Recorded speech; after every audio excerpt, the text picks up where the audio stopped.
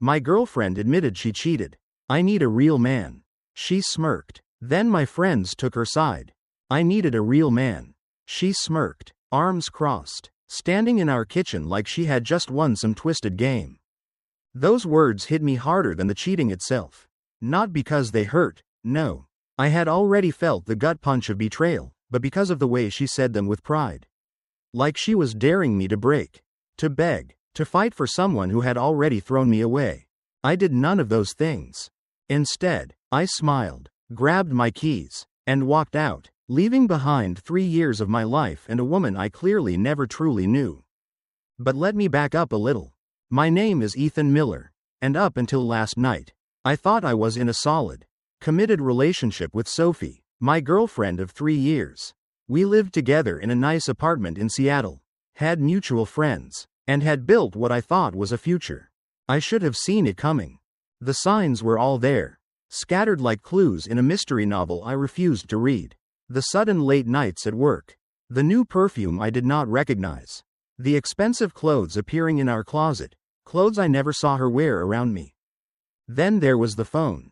Before, it was always left on the counter, unlocked, forgotten. Now, it was glued to her hand, screen tilted away, notifications muted. I did not say anything at first. I did not want to be that guy, the jealous, insecure boyfriend who snoops through his girlfriend's phone. But the universe had other plans. Last Tuesday, I was folding laundry when her phone lit up on the coffee table. A message popped up from a name I did not recognize, Brandon. Miss you already. Last night was. The rest was cut off. But I did not need to see more. I felt numb, like I had stepped outside of my own body. When she got home that night, I waited. I let her pour herself a glass of wine, scroll through her phone, act like everything was normal. Then I asked, "Who is Brandon?" She did not even hesitate. She smirked, like this was funny, like I had finally caught up to the joke she had been playing on me for months. "My boss," she said, taking a slow sip. "And yes, Ethan, I have been sleeping with him for 2 months." The casual way she admitted it felt like a slap. Then came the part that truly stunned me. I needed a real man. Someone who knows what he wants and goes for it. Not someone who spends weekends playing video games and watching stupid movies. And just like that, 3 years of love, trust, and shared memories were reduced to nothing. I looked at her, waiting for some flicker of regret, some hesitation, some sign that she felt even a shred of guilt. There was none. That was the moment I knew. I was done. Completely, absolutely done. I stood there, staring at her, waiting for something, anything, to show on her face. Regret, guilt, even a flicker of hesitation. Nothing. Sophie just took another sip of wine, completely unfazed, like she had just told me she switched brands of coffee. Not that she had been cheating on me for months. And that was when it hit me. This woman was not the person I thought she was. For 3 years, I had seen her as my partner. Someone I could trust. Someone I had built a life with. But now, in this moment, she was a stranger wearing the face of someone I used to love. I felt strangely calm. No yelling. No accusations. No begging for explanations that would only make me look weak. Instead, I reached for my keys. Her smirk faltered slightly as she watched me grab my go bag. Something I always kept packed for last-minute weekend trips. Laptop. Essentials. The only things that mattered. She set her glass down, crossing her arms. "Where are you going?" she asked, as if she had the right to know. "Out," I said simply. Then, without looking at her, I added, "Keep the apartment. I am sure Brandon can help with the rent." I heard her start to say something as I walked out. But I didn't stop to listen.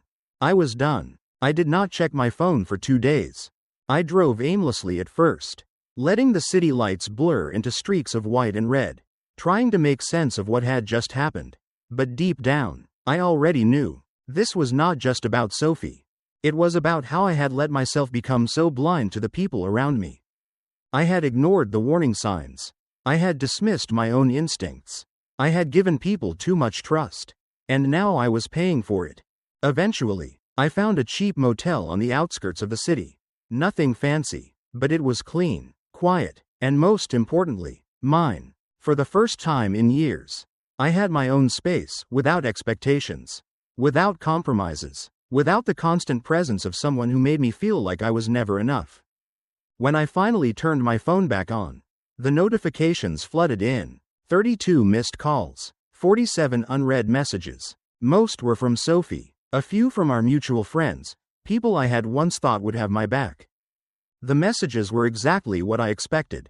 From Sophie: "You're being dramatic. Let's talk like adults. You owe me at least a conversation." From Ryan: "My so-called best friend. Man, you shouldn't have left like that.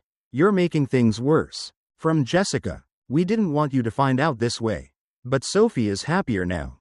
Maybe this is a sign you need to grow up." I exhaled slowly. So they had all known. And none of them had said a damn thing. I stared at my phone, reading the messages over and over again, waiting for the anger to come. But it didn't. There was no heartbreak, no devastation, just a strange, cold clarity. These people, Sophie, Ryan, Jessica, our so-called friends, they had all known about the cheating. And instead of telling me, instead of even hinting at the truth, they had stood by and watched me be a fool. And now, instead of apologizing, instead of even pretending to feel bad, they were telling me I was the problem. I let out a slow breath, my fingers tightening around the phone. This was not just about losing a girlfriend. This was about losing my entire circle of trust. I could have argued back. I could have called Ryan and demanded to know how long he had been keeping secrets from me. I could have sent Sophie a final message, laying out every disgusting thing she had done and telling her exactly what I thought of her. But what was the point? Nothing I said would make them feel guilty. Nothing I said would change the fact that they had chosen their side long before I knew there were sides to choose. So instead, I did something unexpected. I laughed, not out of happiness, not even out of relief. Just pure disbelief at how obvious everything had been, and how stupid I had been to ignore it. I placed my phone down on the nightstand, letting the messages sit unread and unanswered. Then I grabbed my car keys and walked out of the motel room. I found myself at a small coffee shop a few blocks away. The kind of place I never used to visit when I was with Sophie. She had always called spots like these too cheap, too basic. I ordered a black coffee, sat by the window, and let the world move around me. For the first time in a long time, I felt like I was seeing things clearly. This entire relationship, not just with Sophie, but with the people I thought were my friends, had been built on a foundation of appearances. Sophie had not just cheated on me, she had looked down on me for years. The snide comments about my hobbies, the way she rolled her eyes when I talked about my interests, the little digs about how I was not ambitious enough. Ryan and Jessica had not just betrayed me, they had never truly respected me to begin with. Maybe that was the worst part. The realization that I had been the only one holding on to something that had never really been there. I took a sip of coffee and looked out the window, the weight of it all finally settling in. And then, for the first time since walking out of that apartment, I felt free. I sat in that coffee shop for what felt like hours, just watching the world move outside the window. For the first time in months, maybe years, my mind was not racing with worry about Sophie, about my so-called friends, about whether I was doing enough to keep everyone happy. Because now, I had no one left to keep happy but myself. After finishing my coffee, I walked outside, feeling the crisp Seattle air settle against my skin. I had no destination in mind. But for once, that did not bother me.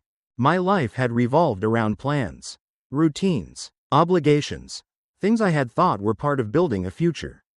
But now, I realized they were just ways to keep me stuck. Everything I had spent years maintaining, my relationship, my friendships, the life I had built with them, had already crumbled.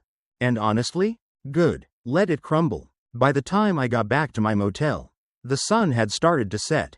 I knew my phone was still flooded with messages, but I had no intention of reading them. Instead, I turned it off, tossed it onto the bed, and lay down, staring at the ceiling. For the first time in a long time, I had no idea what came next. And that was terrifying, but it was also freeing. The next morning, I woke up early and drove into the city. I was not sure what I was looking for, but I knew I could not stay in that motel forever. So, I started apartment hunting, not the way I used to, with Sophie dictating what was acceptable and what was not. This time, I looked for something for me. Something small, quiet, and comfortable. A place where I could start over. By noon, I had found a modest one-bedroom place that overlooked a quiet street. Nothing fancy, nothing grand, but it felt right. So, I signed the lease. No hesitation, no second guessing, no approval needed from anyone but myself. That night, as I stood in my empty new apartment, I realized something. Sophie had cheated on me. My friends had betrayed me. I had lost almost everything I thought mattered. But I had also gained something much more valuable. A fresh start. I was not rebuilding my old life. I was creating something new. And for the first time in a long time, that felt better than holding onto what was never real to begin with. That first night in my new apartment, I lay on the bare mattress, staring at the ceiling, letting it all sink in. No more Sophie. No more fake friends. No more pretending. Just me. It should have felt lonely.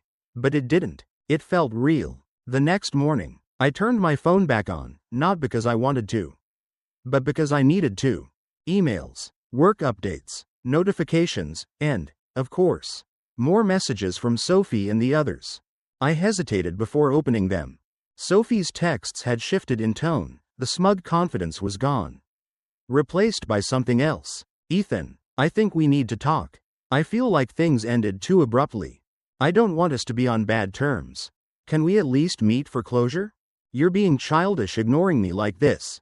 Fine. Do whatever you want. Just know that you're walking away from the best thing that ever happened to you. I laughed under my breath. Classic Sophie. At first, she had been so sure of herself. So certain that I would fight for her. Chase after her. Beg her to reconsider. Now, she was grappling with the reality that I was gone. And she hated it. I didn't bother responding. I had no interest in closure, because I already had it. Then, I saw a message from Jessica. Hey, Ethan, I just wanted to say that I'm sorry for how everything happened. I know we should have told you the truth. But it was complicated. I hope you're doing okay. I stared at the message, feeling nothing but amusement. Complicated? There was nothing complicated about betrayal. I typed out a response. Short and simple. I appreciate the apology, but I think we both know you're only sending this now because things blew up. Take care. I hit send and blocked her number. Some things just weren't worth reopening. With my phone handled, I focused on my next step, work. I had taken a few days off after everything happened. But now I was ready to throw myself into something productive. I walked into the office that morning, expecting awkward stares, maybe even whispers. But instead, I was greeted by something unexpected, support. My coworker, Melissa, gave me a knowing look. So, I'm guessing you've seen everything Sophie's been posting? I raised an eyebrow. What do you mean? She sighed. She's been playing the victim all over social media. You should probably check it out. I pulled out my phone and opened Instagram. And there it was. Sophie's version of the story. The caption read, "Starting over is hard when you've been trapped in a toxic, manipulative relationship. But I'm finally free. #healing #new beginnings." I clenched my jaw. She wasn't just moving on, she was rewriting history. I stared at Sophie's Instagram post, reading it over and over again, waiting for the anger to come. But just like before, it never did. Instead, all I felt was disbelief. This woman, the same one who had smirked in my face while admitting she cheated on me, was now painting herself as the victim. And worse, people were eating it up. The comments section was flooded with sympathy. Stay strong. Girl, you deserve better. I always knew something was off about him. You're so brave for leaving that toxic relationship. I laughed under my breath. It was almost impressive how quickly she had flipped the script. I scrolled further, finding more posts, more stories, screenshots of text messages taken out of context, vague captions about surviving manipulation, even a video, fake tears, trembling voice, the whole act. And, of course, Jessica and Ryan were in the comments, hyping her up. This was their way of justifying their own betrayal, if I was the villain. Then their actions were excusable. I could have fought back. I could have posted my side of the story, laid out everything she had actually done, exposed who she really was. But instead, I just put my phone down. Because I didn't need to prove anything to anyone. That afternoon, I met up with Melissa during lunch.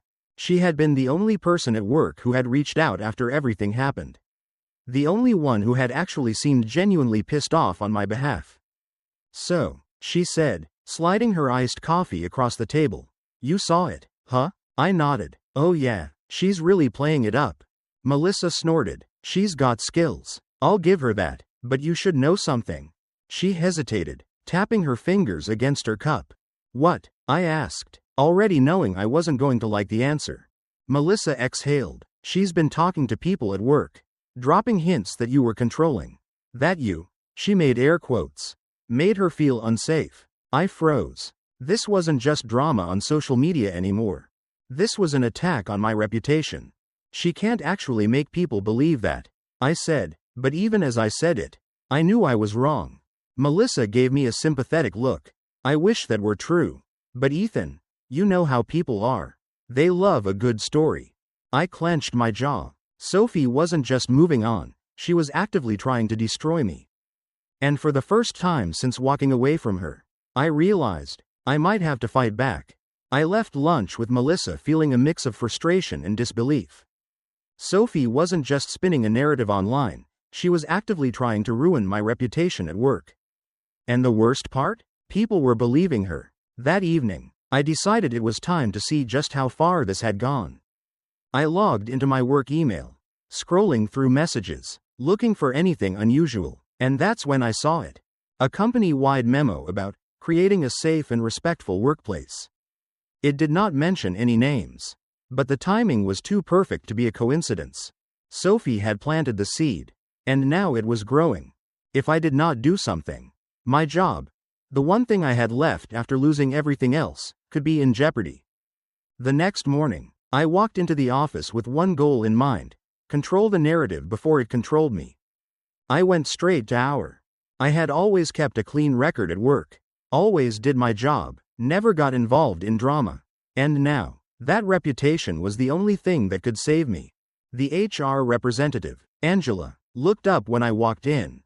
"Ethan," she said, folding her hands on the desk. "I was expecting you." That wasn't a good sign. I sat down, keeping my voice calm. "I think we both know why I'm here." Angela nodded. "Sophie has spoken to a few employees, expressing concerns about feeling uncomfortable during her time in the company." I nearly laughed. Uncomfortable? Sophie had been the one sneaking around behind my back, lying, cheating, using me, and now she was playing the victim?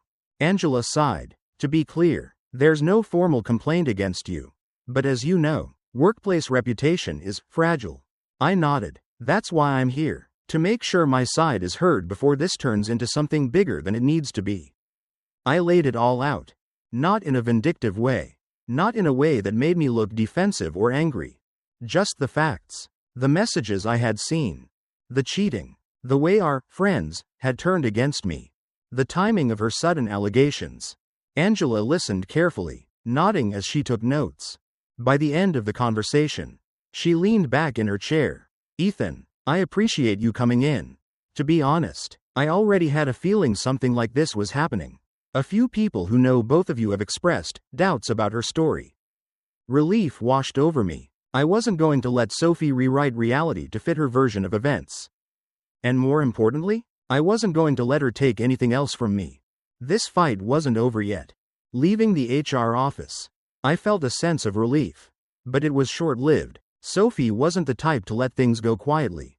She thrived on attention, control, and playing the victim. And I knew, deep down, that this wasn't over. I decided to keep my head down at work, not feeding into the drama, not giving her anything to twist against me. But 2 days later, I got a text from an unexpected number. Julian. He was a former coworker. Someone I had always gotten along with but never considered a close friend. Julian. "Hey, man, just a heads up, Sophie's been talking to upper management. She's pushing the toxic ex narrative hard."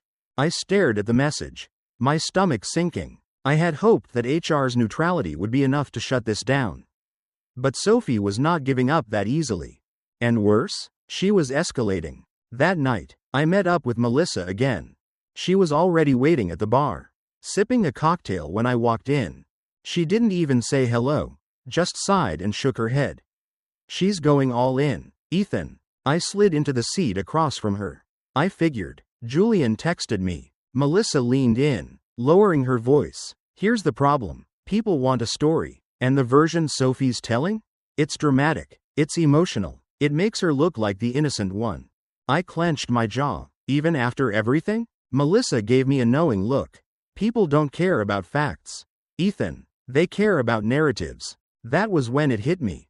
I had been playing defense, waiting for the truth to come out on its own.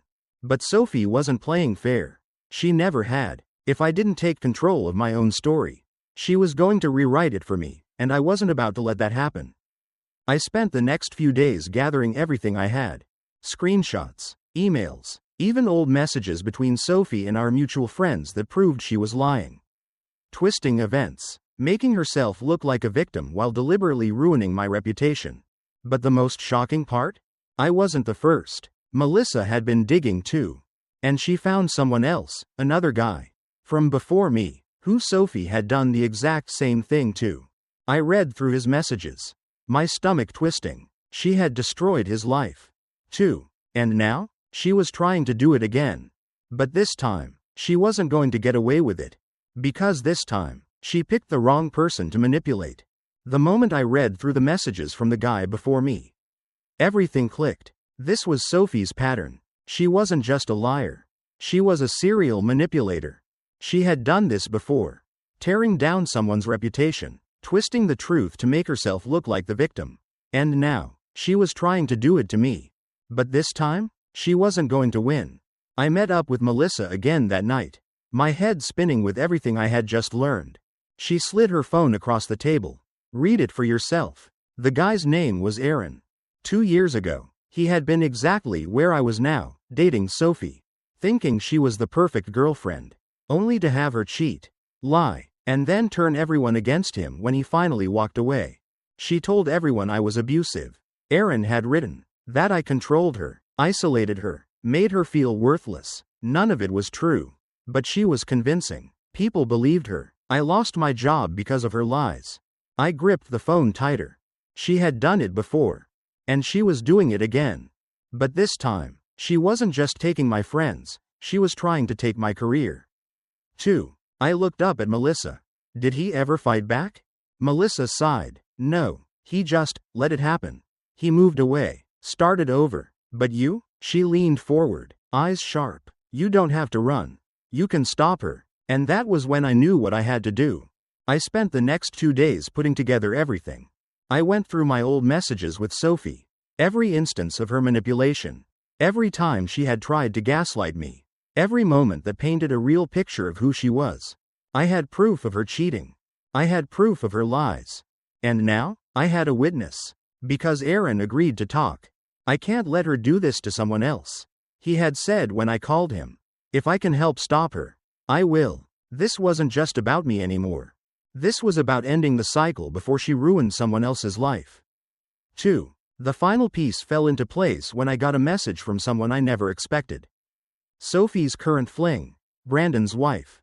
She had found out everything. And she wanted to talk. I stared at the message, my heart pounding. Because suddenly, this wasn't just about exposing Sophie. This was about burning everything she had built to the ground. I sat there, staring at my phone, reading and rereading the message from Brandon's wife, a woman I had never met but who now held the final piece of the puzzle. We need to talk. I know what Sophie has been doing, and I think we can help each other. I exhaled slowly, processing what this meant. Sophie had spent months trying to destroy me, lying to everyone, turning my life upside down, but now, her own world was about to come crashing down. We met at a quiet cafe the next morning. Her name was Natalie, and the moment I saw her, I could tell she was furious, but not in a reckless, emotional way. She was collected, calculated, dangerous in the best way possible. The kind of woman who did not let betrayal slide. She slid a folder across the table before I even had a chance to speak. Everything you need to take her down. I hesitated, opening it. Inside were screenshots, emails, bank statements, evidence that Sophie had not just been sleeping with her husband. but that Brandon had been using company funds to finance their affair. Dinners, hotels, flights, all paid for with company money. I looked up at Natalie. Stunned. She smirked. Thought you might find that useful. I swallowed. Why are you helping me? Her expression darkened. Because I am not like you. Ethan, you wanted to walk away. To be the bigger person. But me? She leaned in, her voice like steel. I want revenge. For the first time in weeks, I felt something other than frustration, anger, or exhaustion. I felt power. Sophie had spent so much time twisting the truth, so much effort trying to destroy me, thinking she was untouchable. But now, she had no idea what was coming. I spent the rest of the day making one last move, calling Aaron, calling Melissa, putting every piece of evidence together. Because Sophie had played this game before. But this time, she wasn't going to win. This time, she was going to lose everything. And the best part? I didn't have to do anything except let the truth speak for itself. The plan was simple. Let Sophie expose herself. She had spent months crafting a false narrative, turning people against me, manipulating everyone into believing she was the victim. But now, I had everything I needed to flip the script, and I didn't even have to lift a finger to do it. I met up with Melissa and Aaron that evening. Natalie had already filed for divorce. And Brandon? He had been confronted by his company's legal team after Natalie sent them every expense report proving he had used corporate funds to finance his affair with Sophie. He's screwed. Natalie had texted me earlier. And so is she. Melissa leaned forward, smirking. So, what's next? I exhaled, staring at the evidence we had collected, the screenshots, the lies, the betrayals. Then I smiled. Now, we just wait. It didn't take long. By the next day, word had spread through Sophie's social circle. At first, she doubled down on the lies, insisting that I was spreading rumors to punish her for moving on. But then the real blow landed. Natalie's lawyers publicly exposed the financial fraud. And suddenly, Sophie wasn't just a manipulative liar anymore. She was a liability. The same friends who had once blindly defended her started distancing themselves. Jessica deleted her supportive comments from Sophie's posts. Ryan stopped responding to her messages. Even people who had never taken sides began questioning everything she had said. And Sophie? She panicked. I knew because she called me. For the first time since I walked out of that apartment, Sophie called me. I stared at my phone, watching her name flash across the screen. For a second, I considered ignoring it, but then, I answered. Silence. Then, a shaky breath. Ethan, she said, her voice trembling. We need to talk. I leaned back, keeping my tone calm. About what? Another silence. Then, her voice dropped to a whisper. I think I made a mistake. I almost laughed. Because this wasn't an apology. This wasn't remorse. This was fear. Sophie wasn't sorry for what she had done. She was just terrified of finally facing the consequences. I exhaled, shaking my head. You didn't make a mistake, Sophie, I said evenly. You made a choice. And now, you get to live with it. Then, before she could say another word, I hung up, because I didn't owe her anything anymore. And for the first time, I felt completely, absolutely free. Hanging up on Sophie was supposed to feel like a victory. Like the final nail in the coffin of everything she had put me through. But the truth? I didn't feel triumphant. I just felt done. Done with the lies. Done with the manipulation. Done with the people who had never truly been my friends. I had spent so much time being angry. Wanting justice. Wanting to prove the truth. But now, watching everything crumble around Sophie, I realized I didn't need revenge. I had already won the moment I walked away. A week later, I sat in my new apartment, looking out over the city skyline. Melissa had sent me updates about Sophie's downfall, but I barely paid attention anymore. Brandon had lost his job. His wife, Natalie, had cleaned him out in the divorce. Sophie had been blacklisted from their social circle. The same people who had defended her were now pretending they never knew her. Jessica? She was trying to quietly backpedal, messaging me to clear the air. Ryan? He had disappeared, probably realizing that siding with Sophie had been a dead-end move. And me? I had moved on. For the first time in years. I was not living for someone else. No toxic girlfriend. No fake friends. No people pretending to care. Just me, my career, and a life that was truly mine. One afternoon, as I was heading out for coffee, my phone buzzed with a new message. From Aaron. Hey, just wanted to say thanks. Watching you stand up for yourself gave me the courage to do the same. I finally stopped running from what happened to me. Feels good. I smiled. Because that mattered more than anything Sophie ever did to me. She didn't break me. And not only that, she wasn't going to break anyone else either. That night, I met up with Melissa for drinks. She raised her glass, smirking. So, now that this whole mess is officially over, what's next for you? I thought about it for a moment, then grinned. Whatever the hell I want. We clinked glasses, and as I took a sip, I felt it, that sense of freedom, of peace, of finally stepping into a life that was truly mine. Because at the end of the day, the best revenge wasn't exposing Sophie. It wasn't watching her life fall apart. It was simply living well. And I planned on doing exactly that. If there's one thing to learn from this story, it's this. Walking away is sometimes the most powerful move you can make. Not every battle needs to be fought, and not every betrayal needs revenge. The best way to deal with toxic people, whether it's a cheating partner, fake friends, or manipulative coworkers, is to remove yourself from their game entirely.